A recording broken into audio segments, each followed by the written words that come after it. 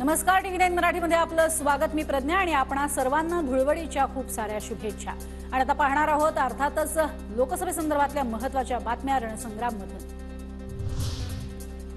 ठाकरे पवार गटाची जागा वाटपावर मातोश्रीवर बैठक सुरू। शरद पवारांसह जयंत पाटील, संजय राऊत बैठकीसाठी उपस्थित।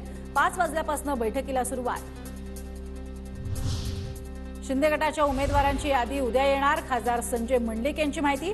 तर हिंगोली, उत्तर पश्चिम मुंबई, पालघर आणि नाशिकच्या जागेवर चर्चा सुरू। सूत्रांची माहिती।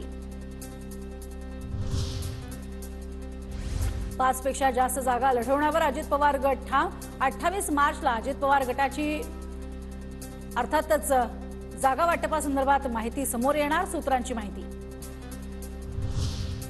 ठाकरे गटाची उमेदवारी यादी उद्या जाहीर करणार। संजय राऊतांची माहिती। 15 ते 16 जणांची नावे जाहीर करणार असल्याची ही माहिती। प्रकाश आंबेडकर सोबत नसले तरी आम्ही जिंकू, संजय राऊतांचं वक्तव्य। वंचितनं मागितलेल्या जागांपैकी 4 जागांचा प्रस्ताव दिलाय अशी ही माहिती।